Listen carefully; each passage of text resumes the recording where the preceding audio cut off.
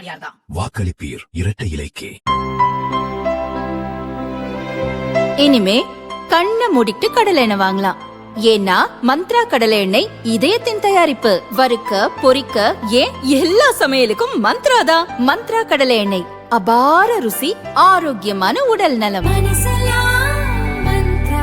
பழனியில் திமுக வேட்பாளரை ஆதரித்து நடிகர் பிரகாஷ்ராஜ் பிரச்சாரம் செய்தார். என் அளவுக்கு விஜய் அரசியல் பேசுவாரா? தமிழ்நாட்டிற்கோ மொழிக்கோ பிரச்சனை வந்தபோது உறுதியாக நின்றதுண்டா என கேட்டார். ஒரே சினிமால காசு சம்பாதிச்சிடலாம்பா, பெரிய ஹீரோ ஆயிடலாம், ஸ்டார் ஆயிடலாம். சினிமால ஓகே. ஒரு சினிமாக்குள்ள நீ டாக்டர் ஆகலாம், இன்ஜினியர் ஆகலாம், முதல்வர் கூட ஆகலாம். அரசியல் அப்படியே முதல்வர் ஆயிடுங்க. நீ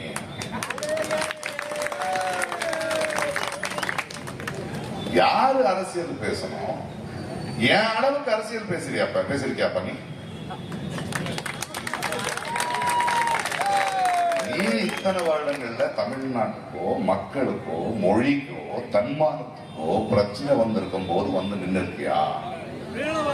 உன்னுடைய உங்களுடைய உங்க மேல மக்கள் வச்சிருக்கிற நட்பு, அன்பு, திறமைக்கு அரசியல் இல்லை. அதை பயன்படுத்துறீங்க. வெயில்ல கியூ நின்று கட் அவுட்டை போட்டு டிக்கெட்டை போட்டு வீட்டை பத்தி யோசிக்காம வேலையை விட்டு காட்டின அன்பை இப்போ அரசியல் வரணும்னு அதுக்கு பயன்படுத்துவீங்களா? இந்த பாருங்க, நடிகனுக்கு ரொம்ப பிடிச்சா 3 வருடம் தொண்டையில விட்டு விசில் அடிக்கலாம். நாட கொடுக்க முடியாது,